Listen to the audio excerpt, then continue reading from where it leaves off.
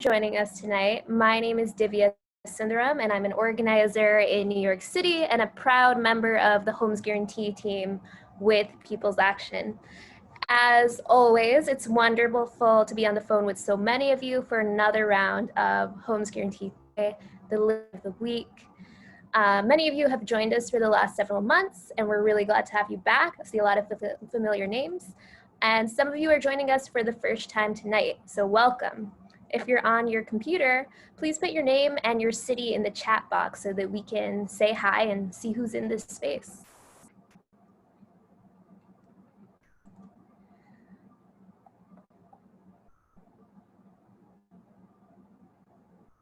Awesome. Now it's starting to flow in. There we go. Great. So good to see so many people here from across the country. So we have simultaneous Spanish interpretation for this call.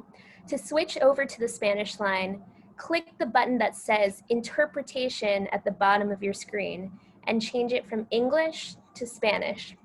If you have dialed in by phone and need interpretation, unfortunately, it's only available through the Zoom app. So if you can install that on your phone or your desktop, you should be able to follow those same instructions. And we have turned on the interpretation. So tonight we will be in conversation with tenant and unhoused leaders from around the country, unpacking just what this new eviction moratorium means for us and our communities. We'll spend a little time talking about the good, the bad, the ugly, and the unknown. We'll hear from some of our comrades who are not protected by this eviction moratorium and what it will take to make sure that all of us are. Our vision for a homes guarantee has everything to do with keeping tenants in their home, not just now, but permanently. Before we get going, I want to tell you a little about the logistics of this call. Because of how many people are on the phone, right now all of your lines are muted, but we definitely encourage you to tune in and chime in the chat. If you're joining us on video, you'll be able to see the faces of the speakers. If you have a question and you're joining us through the Zoom app, you can type it into the question and answer box, which you'll find at the bottom of your screen. And we'll respond to as many as we can later in the program. Feel free to use the chat box to communicate with other participants. And if you have any technical difficulties, you can email homes@peoplesaction.org. If you're not on Zoom and just dialed in through the phone, that's more than okay too. We're glad to have you here. Just so you know, we are recording this call to share with people who weren't able to join us tonight. And while we don't intend this to be a media call, speakers should assume they are in public and on record. And finally, the call is scheduled to wrap up by 8 p.m. Eastern, 7 p.m. Central, 5 p.m. Pacific. Okay, so now that we've covered all the logistics, we want to take a moment to talk about just what a homes guarantee is for those who haven't joined us before. The homes guarantee is a framework for how we decommodify housing to ensure that housing really is a human right. It's pretty simple. We believe that in the richest country in the world, everyone should be guaranteed a safe, healthy, and permanently affordable home. So I want to see if that's resonating with people. So can you put a plus in the chat if that vision resonates with you? Ooh, I'm saying lots of pluses, not just a single plus. And a bring it. Awesome. So it looks like y'all are jiving with the homes guarantee, and I really do love to see it. But now, how do we break that big vision down? How do we make it real? How do we actually go about guaranteeing that everyone has a home? So I want to hear from you all. Put some of your ideas in the chat about how we actually make a homes guarantee real.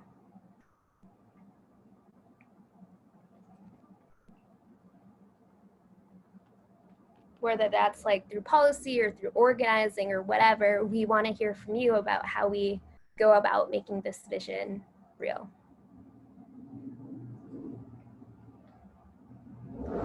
End homelessness and provide homes for everyone by outlawing vacancies.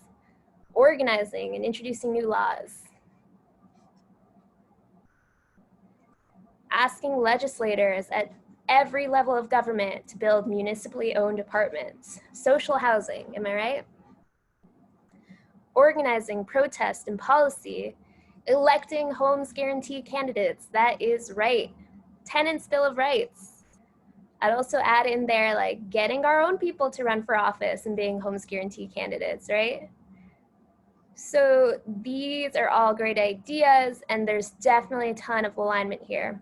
So guess what? I now have the power to officially welcome you to the team, the Homes Guarantee family. It's great here.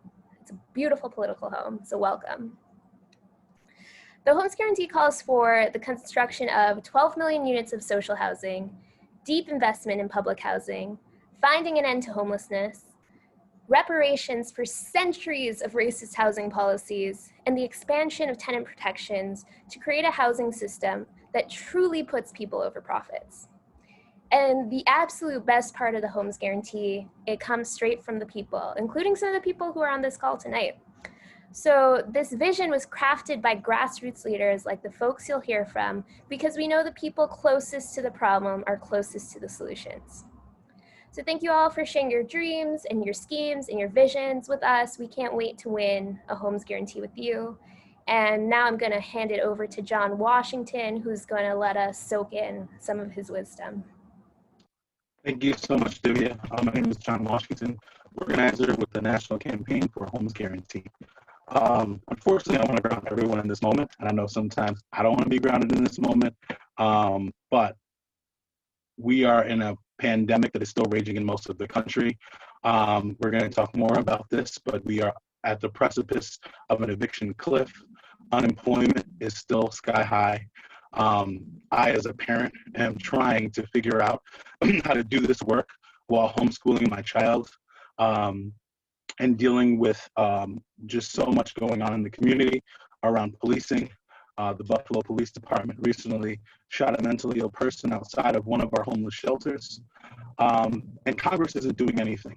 There's no relief in sight, no second package yet, and it's clear that the political conversation about a second package is just all a tactic to keep us off kilter and wondering what's going to happen next.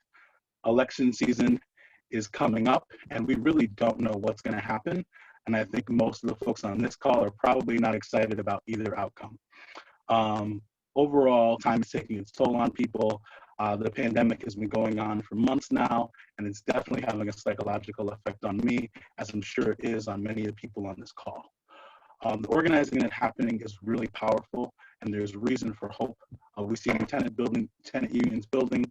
People are sick and tired of being sick and tired and getting back out of the streets. We're still experiencing a rebellion and rejection of racial capitalism in our policing system, and we're building the foundation for one of those moments in our housing system. Now I want to kick it over to Tara Ragavir to talk more about the good, the bad, and ugly of the CDC Eviction Moratorium. Thanks so much, John. And I'm going to turn your video back on. I just turned it off for audio quality's sake, but it's good to be with everyone tonight. My name is Tara. I use she, her pronouns, and I'm with the Homes Guarantee campaign at People's Action. I'm also part of a radical, amazing group of tenants in Kansas City, Missouri called KC Tenants. Shout out to the KC Tenants on the line. I'm excited to be back for another edition of Homes Guarantee Thursday, and today, of course, to talk about this national eviction moratorium. So first, it's important that we remember that for months, tenants have been calling for the federal government to cancel rents and evict a federal eviction moratorium through the end of this pandemic, right? And even when representatives wouldn't listen, we took matters into our own hands by shutting down interstates, disrupting eviction courts, and leading the largest rent strike in American history. Tens of millions of people were effectively on rent strike because they couldn't pay their rent, right?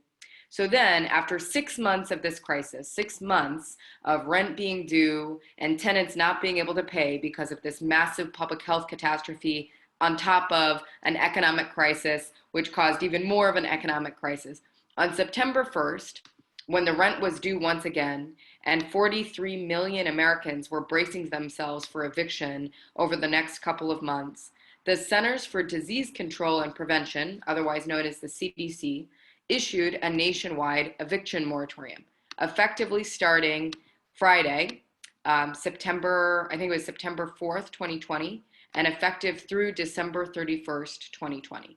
So September 1, the CDC issues this moratorium effective the beginning of this month through the end of December. So through the rest of 2020. Okay, so initially this sounds really good and we'll dig into the details. But first I want to answer probably the most basic question, but the most important question that I keep hearing when I talk to tenants. People are asking, what is an eviction moratorium? What does that word even mean? What is a moratorium? It's very simple. Moratorium basically means a ban. So this is a temporary ban on evictions for non-payment of rent. There's a nationwide ban on evictions that have anything to do with non-payment of rent, okay? And let's be very clear about something before we talk about the actual content of this moratorium. Tenants won this national moratorium, right? We should not get it twisted. After months of taking to the streets and crying out for rent and mortgage cancellation, as well as an eviction moratorium, tenants won this moratorium. Let's be clear that the CDC would not have taken this action without tenants declaring loudly since March that secure housing is a public health imperative. So we should celebrate our victory. And we have to be clear about exactly what we won and what we need to continue organizing for, because this of course is not the end of the road. So we're going to take some time to break down the good, the bad, the ugly, and the unknown. But before we get started, I want to hear what you all think, because I'm sure many of you know about this national moratorium and you know what you think is good, what you think is bad about it. So right now, I just want to hear from you. What is good about this eviction moratorium? What have you found that is actually good about this moratorium, and how is it showing up to protect your community? Put your answers in the chat. What is good about this moratorium? What's it going to mean for your neighbors?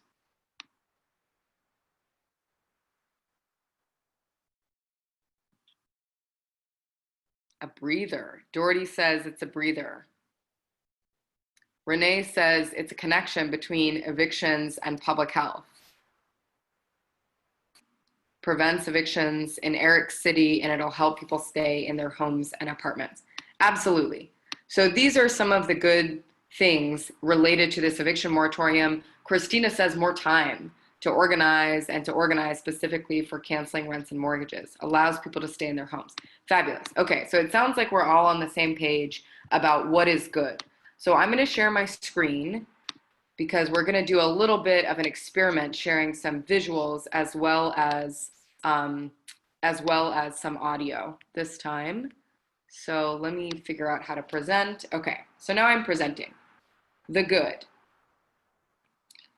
The good about this moratorium is exactly as you said in the chat.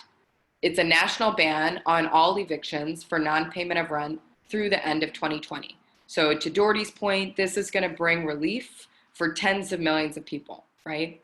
Another really good thing that no one said in the chat, but it's important to realize, is that if there are local or state moratoriums that actually provide more protection for tenants, those ones still apply. So the CDC order does not override anything that's more protective for tenants at the local level. That's a good thing. And exactly to Renee's point in the chat, the CDC has now set a precedent that housing is a public health measure, right? This is pretty historic. The federal government has actually never made such a public statement before, saying evictions are a public health matter, and we're going to stop evictions as a matter of public health intervention. So that by itself is a really important precedent that the CDC has set by making this order. Okay, so that's the good. Now, the bad. Drop some things in the chat that you have already been hearing are not so good about the eviction moratorium.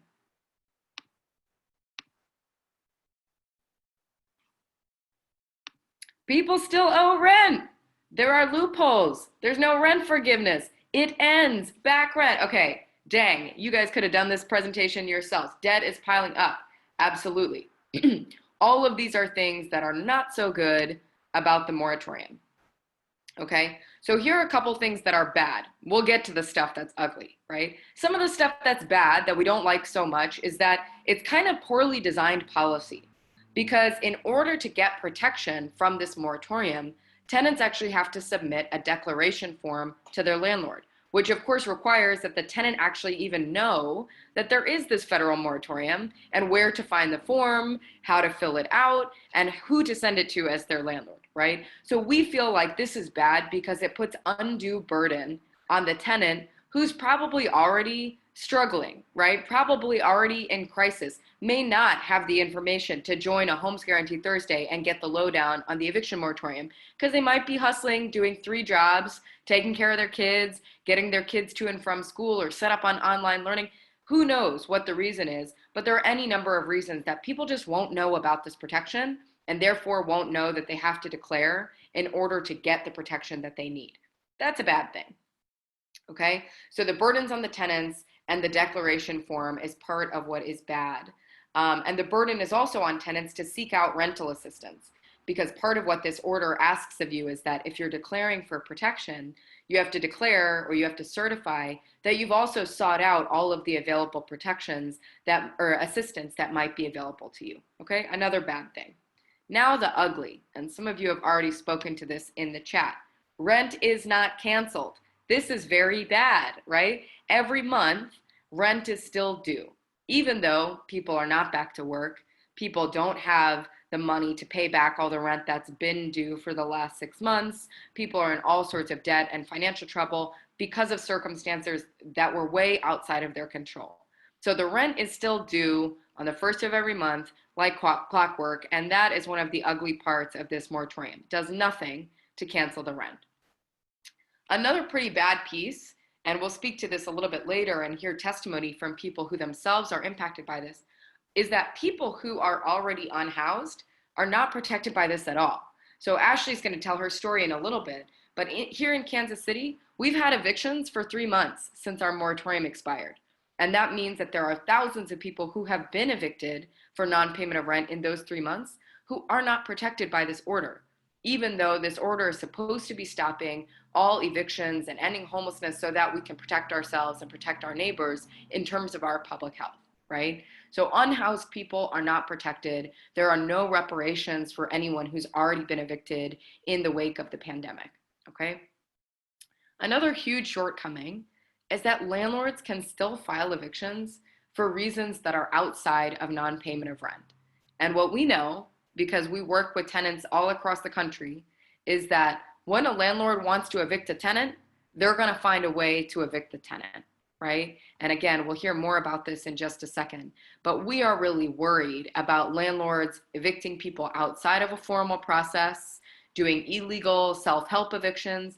We're also really worried about landlords inventing other reasons to evict tenants, right? We know a lot of tenants don't have formal leases, and landlords could just evict on the basis of a whim, right? Or on a noise complaint or on a lease violation. They can find other ways to evict, and that to us is a really ugly piece of this moratorium, a huge shortcoming, okay? Then, in addition to the rent still being due, landlords can still charge fees and interest. So even as the debt piles up from past owed rent, landlords across the country are paying charging exorbitant late fees. And some of them are charging interest on those late fees. And that stuff will follow people, right? Even if they can stay in their homes for a couple of months, come January, if they get evicted and their judgment is now $10,000, that stuff follows you even after your eviction. They can garnish your wages, right? That it will haunt you forever, even after the eviction is actually executed. So that's ugly. And then there's really no protection against landlords who retaliate. So there are some really good things in the order that say a landlord who violates this order after they've received a declaration form, they could be held accountable by fines up to $100,000 or $200,000 if it's a corporate landlord. But there's no accountability check on the landlord who retaliates because they received this form, right? And that's something we're super nervous about, where a tenant might hand the form to the landlord and say, I need protection. And the landlord might say, okay, fine, I'm not going to evict you, but I'm going to take your doors off. I'm going to shut your lights off. I'm not going to do maintenance on your apartment for this whole period of time, right? There are other ways that the landlord can make life miserable for the tenant or even force the tenant out that would be considered retaliation. And there's no protection against that in the current CDC order. So there's a whole other category of things that are just unknown to us right now because this order's only really been in effect for about a week and a half at this point. So one major question is, how will this actually be enforced? We're starting to see some local courts issue their own guidance about how this is going to be enforced. I think in some places we're hearing great news, which is that the whole eviction process is shut down because of this order. That's awesome. In other places, like in Kansas City, the judge is actually allowing evictions still, and they're actually kind of issuing guidance that gives landlords a roadmap to continue evicting people. And that ain't right, right? So enforcement across localities is going to vary, and we have yet to see whether the CDC order will actually be enforced in a way that meaningfully reduces the number of people who are forced out of their homes and onto the streets. So enforcement, local courts interpretation, and then here's the big question. This already came up in the chat. What will happen when this moratorium expires? This is a huge unknown. We have no indication that it would be extended. Of course, I think no one on this call thinks the pandemic is going to be over by January, or that millions of people are going to have their jobs back or their debts paid off by January. So there's a huge question mark around what happens when this moratorium expires. And frankly, I'm not feeling very optimistic about it. So what do we need? Here's the thing. Tenants have always been clear on what we needed, right? From the earliest days of the pandemic, tenants were very clear about their demands. And frankly, tenants were not saying, I need a voucher, I need a subsidy, or I need rental assistance. Tenants were saying, I need my rent canceled, right? I need this not to be something that I have to worry about right now on top of everything else I'm worried about. So what do we need? A full eviction moratorium for the duration of the crisis. Let's not put a fake end date on a moratorium when we actually don't know when the pandemic and the economic crisis are going to end, right? And let's make it a full eviction moratorium that's equally implemented across the country, that comes with money and staff for enforcement, that has really strong guidance, and that doesn't require the tenant to actually go seek out their own protection. The other thing that tenants have been clear since the beginning of March that we need is rent and mortgage cancellation. We'll talk about this more a little bit later. We also need policies like national just cause eviction so that landlords can never, whether it's in a pandemic or not, can never evict tenants for no good reason, right? And then ultimately, of course, we're all here because we believe we need a homes guarantee. How different of a situation would we be in right now if we lived in a country that guaranteed housing as a public good? It would be a radically different circumstance under the context of the coronavirus and everything that's happened since March. We need a homes guarantee. That need has only been clarified by this crisis, and we've got to fight like hell to get there. So right now, I'm going to end my screen share and pass it over to John, who's going to introduce a little skit that we prepared for you. All right, everyone. Welcome to Homes Guarantee Theater. We're going to do a quick skit to illustrate how this actually plays out in real life. And with no further ado, let's give it up for our cast and crew here who are going to just run through a little skit to show you what this might look like in real life.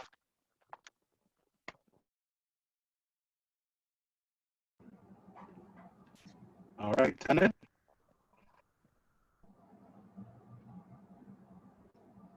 You're on mute, Angel. All right, let me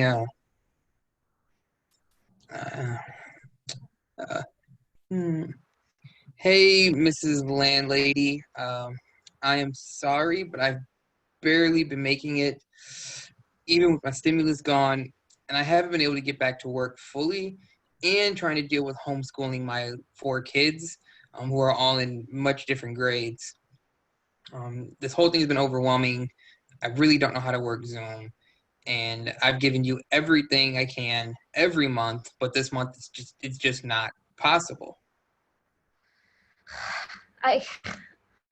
I know that the pandemic was bad, but everything's opening back up. Everyone's getting their jobs back. Things are really fine. Like, things are better. Have you actually applied anywhere? Like, I see articles every day about me. It's back on track.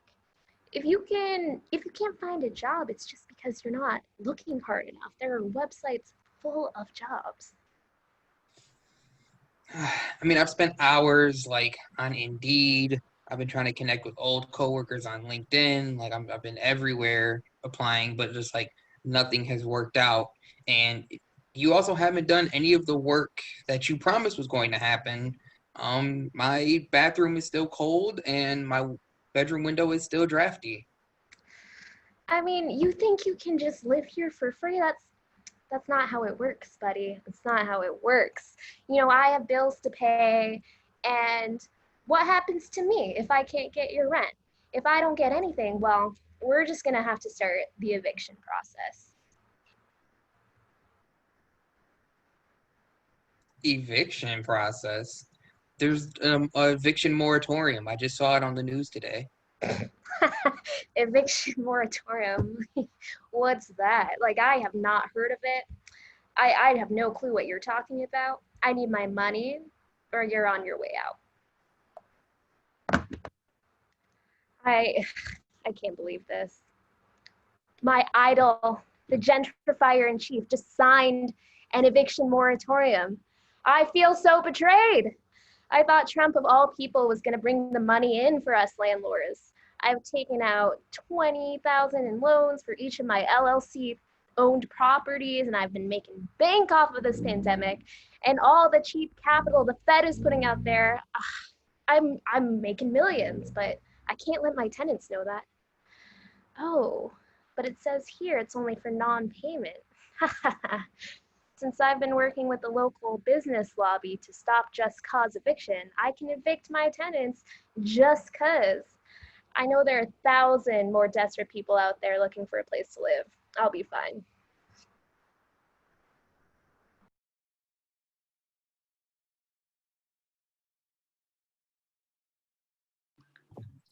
Hey, is this the local legal help organization? Somebody told me that you guys uh, have good legal advice and you know how to handle things. I have a landlord harassing me that there isn't an eviction moratorium. Um, I don't know what's going on. Yeah, thank you so much for calling. Disclaimer for the audience, I am not actually a lawyer and I am not presenting myself to be a lawyer in real life. This is only for the purpose of the skit. Thank you so much for calling, tenant. The moratorium does provide some protections to you, but you need to send this declaration form, and there are some limitations on how it can protect you. So on the form, you're going to need to confirm your income, and it's got to be under $99,000 for this year, or you needed to receive a stimulus check, or you needed to not have to even submit your taxes for filing in 2019. So you've got to confirm your income. And then the second set of things that you need to do on the form is certify that you sought out assistance for your rent, that you actually can't pay, and that you would be at risk of becoming homeless if you were evicted right now. So that's basically what's on the form. I do want to say, though, that this protection does not cancel your rent. So your rent is still going to be due and doesn't affect your obligation to pay. And it only lasts until December 31st, so only a couple months. And it won't necessarily stop your landlord from retaliating against you or adding additional fees. So I just want you to know that. But I can help you make the declaration, and the form is easy to find online. It's now been translated into a couple of languages. Pretty sure you can find it at homesguarantee.com if you haven't found it online yet. And you should definitely talk to a tenant organizer about how to handle your landlord, because it sounds like they're doing some shady stuff. Yeah, well, I'm definitely poor enough for that moratorium, I'll tell you that.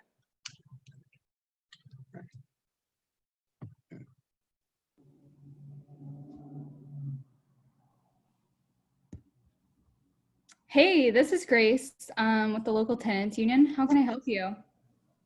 Hey, I just talked to a lawyer who said something about not really being a lawyer, so it was kind of sketchy. I'm a little scared. But I just talked to a lawyer about this eviction moratorium, and I think I'm going to do the declaration that they talked about, but I'm really scared. This is all very overwhelming. Again, I don't think they're really a lawyer, and I just don't want to be out on the street. Yeah, I hear you. Well, first off, we have your back. So many people are going through this, and we're trying to support tenants in the fight against landlords.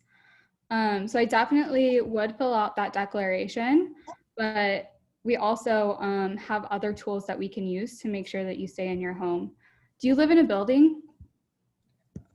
Yeah, I live in a big apartment building. There's like 20 units-ish, somewhere around that.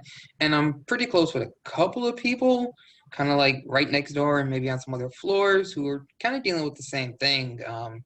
You know, landlord and property manager both kind of, not really doing it right. And I think I hear my neighbor Andrea getting home right now. Wow, yeah. Well, let's talk about how we can start building power in your building so that you and your neighbors who are going through similar things can protect yourselves and, if necessary, take direct action to show up for one another if your landlord continues to violate your rights. Building power with your neighbors like Andrea can also help us change the laws that are supposed to protect tenants and make them better. We know that there is no reason that in the richest country in the world, we can't cancel rents and mortgages, and there's absolutely no reason that we can't have a homes guarantee where everyone has safe, sustainable, and permanently affordable homes. Direct action? Hmm? Oh, And y'all are crazy. thank you so much, all the actors who did just and actresses, an amazing job. We hope that this is a helpful illustration of what's going on in our communities. We hope that we've answered some of your questions about the moratorium. And if you still have more, put them in the Q&A box, and we'll get to them in just a little bit. Now I'm going to pass it over to Ashley Johnson to share her story about how this eviction moratorium fails to protect her and her kids.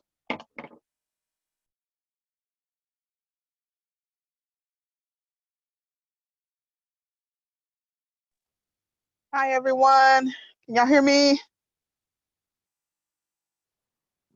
Yep. Okay, cool. Hello, everyone. My name is Ashley. I use she, her pronouns. I'm a leader with KC Tenants. And like I said, I'm a tenant here in Kansas City, Missouri. Before the pandemic, I've experienced homelessness before. And my current situation has always been crazy. I am a survivor of domestic violence, which has led me to the path of homelessness. And so I've got a spot. It was at a privately owned transitional house. And what I can say that this pandemic and its shutdown, it has not been a picnic for me or for my babies. I have 3 kids. During the pandemic and the shutdown, well, we're still in the pandemic, but in the shutdown, it's easy to say, being in a shutdown, but when you're have to be confined in a spot that's uninhabitable, you know, that home, it was full of pests, full of mice, and it's just really uninhabitable. And the roommates that I had, we used to pool together our monies like every month. And I myself, and to try to rid of that situation. And we try to get their landlord to bring in an electrician, an exterminator. And the crazy thing, when Kansas City first moratorium had ended, she reached out to us and she told us that, well, my particular rent was $500 a month. The single ladies, their rent was $400. She told us that at the end of July, starting August 1st, that our rent would be increased to $800. And so, just in response to our complaints, our landlord has always said, well, you don't have to stay here. You know, there's always other organizations reaching out to us, and you know, and you can we can always just find you another place. And we're always looking for persons that's just like you. You know, persons just like me. I know what she's trying to imply, you know, that I'm easily to get rid of. You know, I've just become an inconvenience to her. You know, it's funny how us tenants are always an inconvenience when the money doesn't come like they want it to, when we can't be quiet like they want us to. You know, evictions have still been happening here in KC for like the past 3 months um, since our moratorium has expired. Um, my landlord, she filed an unlawful detainer on me. And a couple of weeks ago, we had our first battle with our dates, our court date rather. But like I said, she filed for the unlawful detainer. But right before our first court date, or well, technically it was a second one because the initial first court date got canceled because the stenographer and a couple of other people that work in the courthouse got COVID. Isn't that kind of funny? But that happened, and then we had it scheduled September 3rd, and then without can't just you just can't imagine that you're getting a phone call from my oldest daughter, and she's telling me that the landlord has pushed her way through the house, and then she has two other men behind her, and this is while I'm at work, you guys.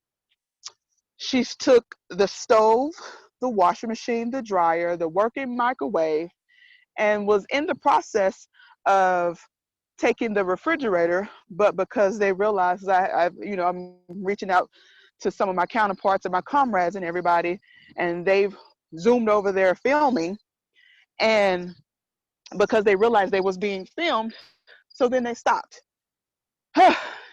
So to top all that off, this is before the first court date, right? So to top all that off, the next following day, which was that Friday, the lights went off. So after the lights went off, I'm thinking she just cut the no, she just hasn't paid any real, haven't just didn't pay the electricity bill in the pandemic. So, you know, with all that, so then, so thankfully, through the KC tenants, I got legal representation. We had filed a countersuit, and to get everything in motion. And 2 days before that happened, now this lady took it upon herself to take the rest of my belongings and everything, and it was raining like 3 days in a row here, and put my stuff outside. Everything that we had at that particular time just got drenched, rain on. And that kind of situation, that's not right. And one thing I can say, that my situation has like really opened my eyes on the ending of this moratorium here, because thankfully that, like I said, I did have legal representation when it did come to the court date. At the end of it, long story short, because of everything that she did, it got dismissed with prejudice. So this process has actually put it to where these people, these landlords, just doing what they can and they will, and we got work to do, and just not to mention that this eviction moratorium, it's here to help some people, but it's not going to help everybody, and it's going to be a wave. And I'm here to say that if you are if you're just poor, indigenous, and black and brown, and we got to be prepared. And what would really help tenants here, if there was a council rent and a more better moratorium. But my time has ended. Thanks, everyone.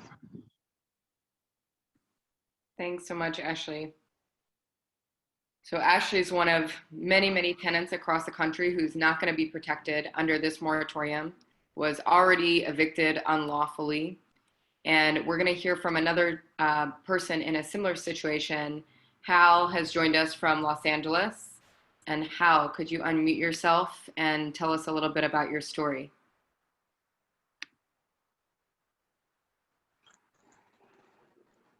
My name is Hal, and I'm a leader with Power, Ground Pain, and Wash LA. My partner and I are both dwellers in California. I'm disabled from birth, had a condition,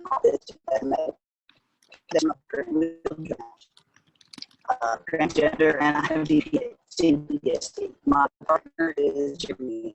Hey, Hal. I'm sorry, it's really choppy still. I'm having a problem with my sound. I'm getting every other word as well. I'm sorry, it's been well. I'm about racially great hearing related. All right, sorry that we can't hear you, Hal. We will connect afterwards, and why don't we connect about making sure that we get your story out when we send our follow-up email. Sound good? Yeah, that's right. No worries. Thank you for joining us. All right. Hal lives in Los Angeles. We will be sure to share Hal's story when we do our follow-up email. Another illustration of how the moratorium is just not enough, and we need to do much, much more than what we have currently. So I want to take a couple of questions, and people have been putting their questions in the chat, which is amazing. People have dropped some questions in the Q&A box. And I'm going to start with the Q&A box, but if you have additional questions about the moratorium, whether or not people are protected, questions that you've been hearing from the folks that you know in your community, please drop them in the chat or in the Q&A box, and I'll pass them off to different panelists depending on who is equipped to answer them. So the first is a question from Vish. What if local and state ordinances provide less protection than the moratorium? Does the CDC order rule the day on those points? So this is a great question. I said before that if your state or your locality provides more protection for tenants than the CDC order, then the most protection wins out, right? If your state, like Missouri, where I live, provides less protections than the CDC, then the CDC moratorium rules the day on all of those points. Really good question, Vish. Let's see. We have a question from Kenneth. Where can we find out which landlords received federal pandemic funds? Can we use proof of receipt of such funds as defense to a non-payment of rent action, whether in unlawful detainer court or civilly? Okay, so Kenneth, I'm going to start the answer by saying I am not a lawyer, so this is not legal advice. If you're being evicted for non-payment of rent, you should just submit the declaration. You don't need to submit any proof about your landlords getting funding from the government or anything like that. But I do want to ask some of my comrades here who might know more than me, where could a tenant, if they were just curious about whether or not their landlord had gotten a PPP loan or something like that? Divya, Grace, Angel, John, like, do you have any ideas about where they could look? I know that there are some federal disclosures on who has received PPP loans. I don't know exactly where to look for those exactly, but I know that there are researchers who have been putting out who received what. The hard part is you have to know the name of the LLC that your landlord uses, because most landlords don't have all of their assets under the same framework. But it might just be your address LLC. So it's possible, but I wouldn't know exactly how to do it. Great. Yeah, there are ways for tenants to look up, or anyone to look up, who's receiving PPP loans. If you need support with that, definitely go to a tenant organization in your town. You could also contact your congressional representative if that person or their constituency office is friendly to you. They could probably provide some tools. But John makes a really good point that a lot of these landlords are purposefully hiding between or behind all of these legal corporate entities that mean that you actually probably are going to have a hard time figuring out whether or not they benefited from federal funding. But thank you for the question, Kenneth. Okay. There's another question in the Q&A box from Eric. Are there examples of the moratorium working well for people? Good question. Angel, in Buffalo, have you all heard any examples yet of the moratorium working for people? So I did meet someone a few months back who was having trouble with their landlord, and their landlord was threatening something about eviction, and they asked me about, what was going on, and this was, I'd say, July. And so I told them at the time that no, there's an eviction moratorium. They cannot evict you. Also, if you have been somehow scraping together some money for rent, then you definitely should be covered right now under the eviction moratorium. And if you're gonna find somewhere else to live, if that's your plan of discourse, then I'd say put all your effort into that and just not worry too much about what the landlord's doing right now. And just do that focus on severing ties. And I've had 2 or 3 different tenants kind of be in that situation when they were like, well, we're just going to move on and it's not worth staying here for the landlord to be harassing us. And so they used the fact that they couldn't be evicted to buy themselves time to find another place or to set up accommodations with a family member or whatever the case may be, instead of ending up homeless during that apartment search time. So Just want to be clear, that's the New York State moratorium, not the federal one. yeah, that was the New York State one. If they were talking the federal, I've heard people talking about it, but I don't know anybody personally yet who has signed the declaration stating that they're going to opt into those protections. So we have, because New York is an example where the tenant is more protected by the state moratorium than they are by the federal moratorium. So the state moratorium actually holds, right? In Missouri, we've started to see a handful of tenants use the declaration form. And what's happening here is that it is buying time for tenants, right? So last Thursday, we had our first day of eviction court with this moratorium in effect. And a lot of tenants submitted this declaration form, and their eviction was not executed that day. But the bad news is, because of our local judge and how he's decided to implement this moratorium, the tenants have to come back to do an evidentiary hearing where they have to basically bring evidence about all the things that tenants have to certify. For the record, all of our legal partners are saying that is totally in conflict with the CDC order. So we're going to challenge our local judge. And if that's happening where you live, you should definitely reach out and let us know so that we can coordinate some of this legal challenge that we know that we're going to have to do. We've got Christina in the chat who says, most folks I know in Kansas were protected in the spring during our Kansas moratorium's first round. I know too many people who fell through the cracks between June and mid-August when the governor reinstated another moratorium, but only after a lot of organizing happened among tenants. Yeah, absolutely. The moratorium that we won in the spring in Kansas City, it not only protected tenants, it also really reduced the filings. So I think one thing that we're curious about tracking is okay, does this moratorium actually impact landlords actually going and making the filing for the eviction? Does it keep them from doing that? Because obviously that would be a good thing that would protect some tenants. Any other questions? We've got about another minute to take questions. If anyone in the audience has any, drop it in the chat, put it in the Q&A box.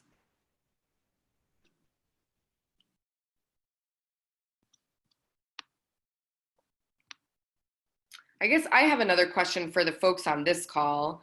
Ashley, Angel, Grace, John, tell us about some of what you're hearing from tenant organizing groups across the country in terms of how they're getting out the word about this moratorium. What are they doing to get this information out to people, and what could other tenant organizers be doing in their towns as well? I was talking to a tenant organizer today who was talking about going to areas where they know a lot of tenants live and doing flyering. And then they were also doing some work calling through motels and hotels where people were living, and calling through all the rooms at them. And Grace, asking a question that I feel like I know the answer to, but just want to be clear for the audience. Why is it strategic for people to call through the hotel and motel room numbers? There's currently like people living there, and if they've been living there for a long period of time, then they're tenants, and the hotel is a landlord, and they need to know how to stay protected. Awesome. That's really rad. I had not heard of that. Angel, what have you heard that tenant organizers are doing?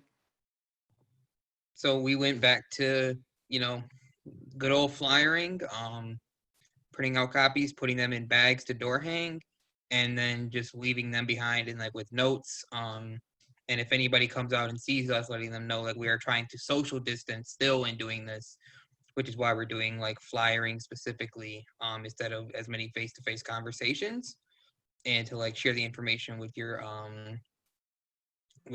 friends and family.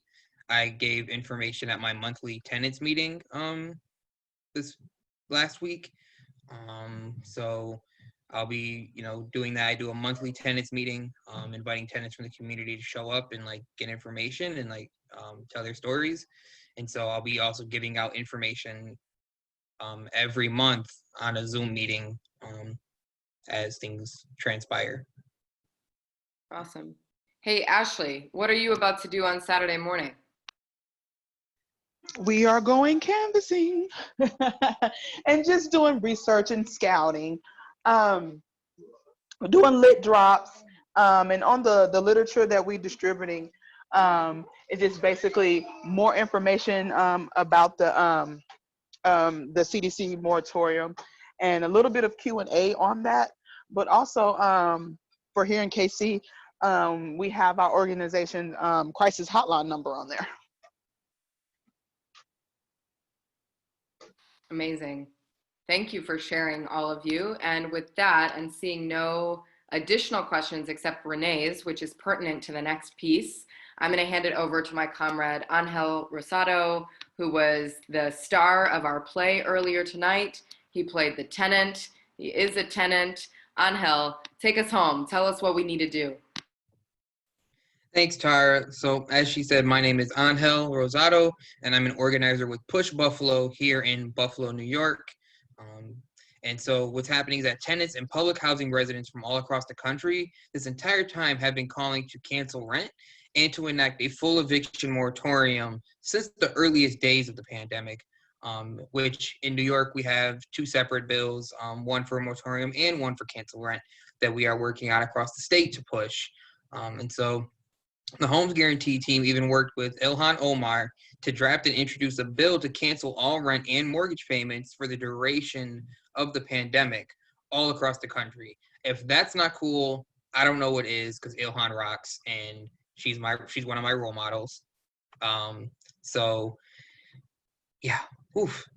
Anyway, but our representatives in DC are absolutely not listening. Our amazing tenant leaders have made it very clear and have done a lot of work to say that the rent must be canceled and that we must enact a full moratorium in order to help cover people until the economy can recover and people can actually find jobs again and find meaningful work to take care of themselves and their families and all of their loved ones. If we don't go through this process and we don't get the rent canceled, then we don't get a full eviction moratorium, the tenants will be forced into a devastating amount of debt and continue to be forced out of their homes in the middle of a pandemic, which would do nothing to help stop the spread of COVID and would only make it worse. And that ain't right. To make it right, we have to continue building power for our Homes Guarantee with our neighbors, our friends, our family, and with anyone in our community. It's a matter of our survival, and this includes homeowners who are basically just renters with a different landlord. If you're a homeowner and you pay a mortgage, your landlord is the bank, and when you're paying your property taxes, your landlord is the city. And so we really need to cancel rent and mortgages, and it's a matter of all of our survival. And I'm going to drop a link to the website to find your congressional rep. What you'll do is you'll put your zip code in, and it'll tell you who your congressional rep is, and it'll give you a map of what area they actually serve over. So you can know who in your community around you and what communities around you have the same rep as you. And now I move it over to Grace to close us out for the night. Thanks so much, Angel. And thanks to our special guests, Ashley and Hal, and to all of our speakers, and to all of you. You'll receive an email from us tomorrow morning to follow up from this call, and you can always find us on Twitter at #CancelRent and #HomesGuarantee. And we'll see you back for another field call at the same time on October 1st. Stay safe, take care. I'm gonna pass it back over to DJ Over Easy for a nice little closeout song.